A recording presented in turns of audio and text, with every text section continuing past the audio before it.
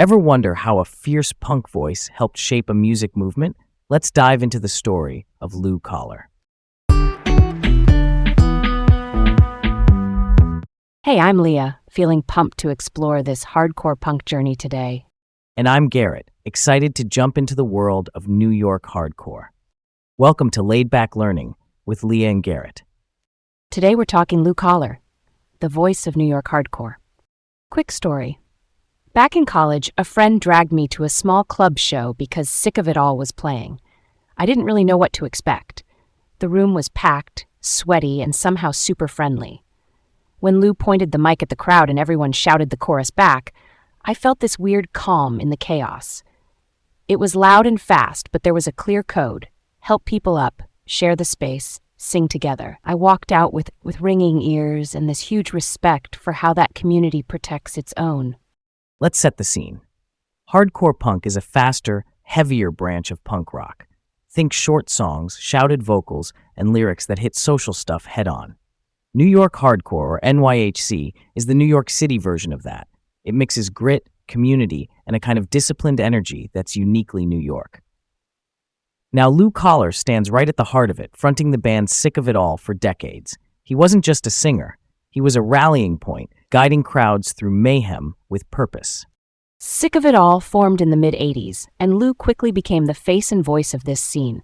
As frontman, he delivered that scratchy, commanding style that the magazine Revolver once described as super intimidating, but sometimes melodic too.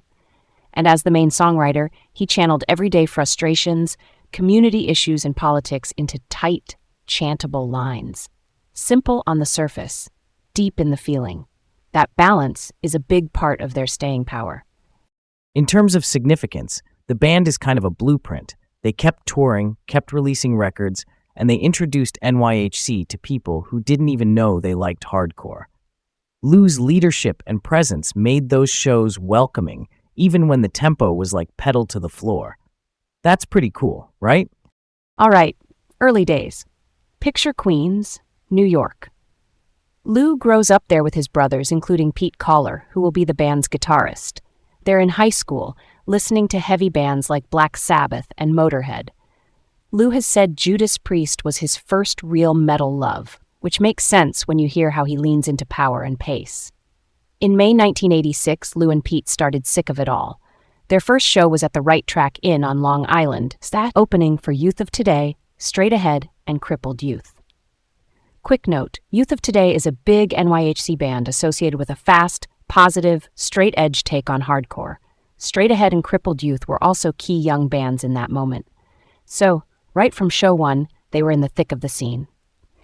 Given that pace, it's wild. They formed and hit a stage in basically a month, with an early lineup of Lou on bass and vocals, Pete on guitar, and David Lamb on drums.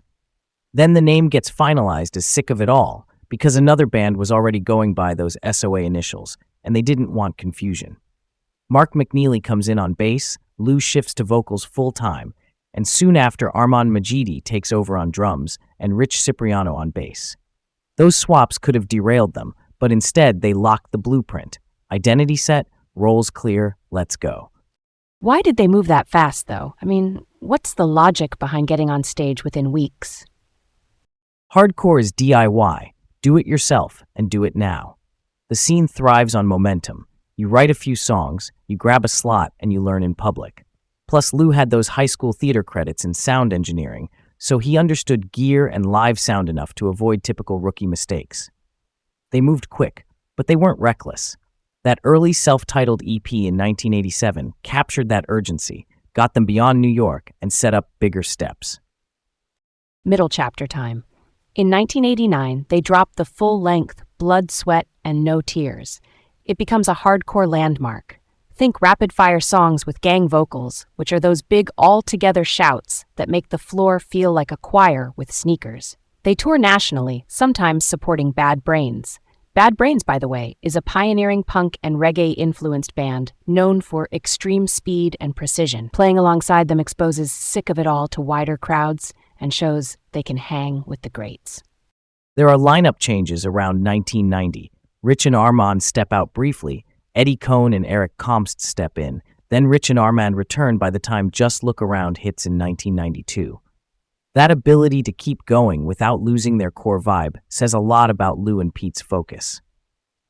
Then in 1993, Lou explores a side project, Blood from the Soul, with Shane Embury. He's the bassist for Napalm Death, a foundational extreme metal and grindcore band. They released an album on Earache Records, a label known for heavy music. It's like a laboratory for different ideas, then back to the main engine. 1994 is huge. Scratch the Surface arrives with sharper production and really memorable hooks.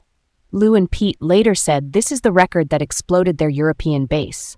By 1997, it had sold around 250,000 copies worldwide, which is pretty wild for a hardcore album of that era. They tour everywhere, North and South America, Europe, Japan, New Zealand. And here's a strategic twist. They play mixed-genre bills, not only with other hardcore bands. The plan is to show new crowds what NYHC is about and bring people in who might not usually step into that room. Why did that work so well, though? Because the songs are built for connection. Lou's lyrics hit common ground: community, corruption, politics in a very everyday sense, the pressure you feel walking through your city. The choruses are short and direct, so even new listeners can jump in. And sonically, it hits like a freight train but makes space for a hook. That's a gateway for people outside the scene. Once they're in, they tend to stay. Lou even kept his voice healthy with pro coaching from Melissa Cross, a well-known vocal coach for heavy vocalists. She told him to keep his natural grit, just use better technique so it lasts. Smart move. It kept that signature bark strong for decades. Lou described his own approach as using the muscles around the vocal cords more than traditional singing.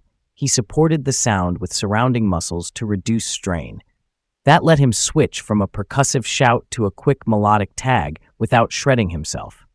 Revolver's take fits that. Super scratchy, sometimes melodic, always fierce.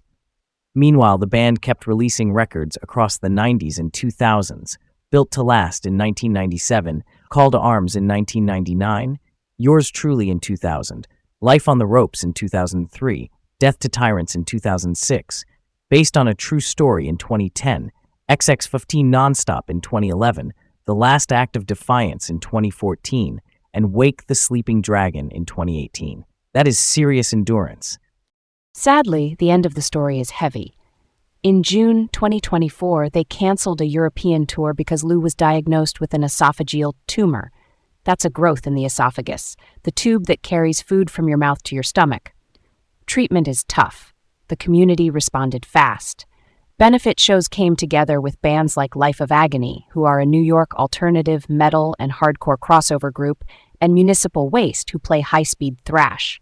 Crown of Thorns and Vision of Disorder showed up too, both East Coast heavy hitters from the hardcore and metalcore worlds. That cross-scene show of support really says everything about how Lou carried himself on and off stage. There's a hopeful turn in May 2025. He announced he was cancer-free, and the band hinted at new music with bassist Craig Sitari, a veteran New York player known from Straight Ahead and other projects. But by September 2025, the cancer returned. Treatments held the line for a bit, not shrinking tumors, but not letting them spread. It was grueling. He lost a lot of weight and ended up on a feeding tube. Through all of it, friends rallied. Another benefit show happened in early 2026, with acts like Stigma, that's Vinny Stigma from Agnostic Front Circle, and Life of Agony returning. Then in July 2026, Lou passed away at 59. Tributes poured in: Dropkick Murphys, Anthrax, Fishbone, Knocked Loose, Voodoo Glow Skulls, American Nightmare, Thursday, Strife, Unearth, Agnostic Front, and even CM Punk, the pro wrestler known for connecting with punk culture, who dedicated clobbering time to Lou. That range shows how far his impact traveled. And in the midst of everything, he also served as a tour guide at the Punk Rock Museum in 2023. That's a curated space in Las Vegas dedicated to punk history. I love that image. Lou walking visitors through exhibits, sharing first-hand stories. It's beyond performing. It's stewardship. Also, quick human details. He lived in New Jersey later in life, had a daughter, and his wife Melissa stood by him through it all. Tattoos, too. a full Dragon Ball Z sleeve on his right arm, and the Sick of It All logo on his left shoulder. That anime fandom paired with hardcore life felt very him. Fierce but playful. Let's chew on a small mystery. Lou's birth year shows up as either 1966 or 1967. Records in underground scenes can be fuzzy because early interviews and flyers weren't standardized. His age at passing, 59 in 2026, fits both years. So which is it? We may never lock it down perfectly. Does that ambiguity matter? Part of me says yes, because clean records help future researchers and fans trace history accurately. It's like in the archives. If you lose track of dates, you can lose context. Especially in scenes where oral history carries a lot of weight, precision can help preserve legacy for new listeners who come along later. I hear that. I kind of think the impact outweighs the exact year. People remember the shows, the records, the way he could lift a room with a look and a one-liner. Yeah, let's get the details right when we can. But the heartbeat of his legacy is the connection he built. Dates frame it. The music defines it. Real talk. We can hold both ideas, care about accuracy, and keep the focus on what he gave people. It's not either or. The nuance is the whole point. In pop culture terms, there are two great snapshots. The Story So Far, a 2001 documentary that traces Sick of It All's journey from Queens to global tours, and the CM Punk tribute, which shows how far outside punk clubs the influence traveled. And again, being a tour guide at the Punk Rock Museum, that's like living history, right there on the floor. Okay, what if? Imagine if they had stuck with Sick of All and used SOA as the shorthand, even though another band already had those initials. Right away, you're looking at confusion for promoters, fans, and press. People might show up expecting a different group, or coverage gets misfiled. In a scene that runs on word of mouth, that's a big snag. Totally, and I think that early clarity helped them hit the ground hard. Sick of It All is a statement, and it's distinct. If they had split attention with another SOA, maybe they get fewer show offers, or they spend energy untangling mix-ups instead of touring. That might slow the push that took NYHC global. In a butterfly effect sense, you lose a bit of momentum. Maybe Scratch the Surface doesn't connect as widely. Maybe the mixed genre strategy doesn't scale as fast. It's small on paper, but names are like the front door. If the sign is confusing, fewer people walk in. And then the whole ecosystem shifts a little. Fewer kids in faraway places see a New York hardcore band on a big stage that year. Maybe some scenes take longer to cross-pollinate. It's a thread worth pulling on. Turns out the right name at the right time matters more than we give it credit for. Stay curious and keep exploring, folks. Thanks for tuning in, and we'll catch you next time on Laid Back Learning.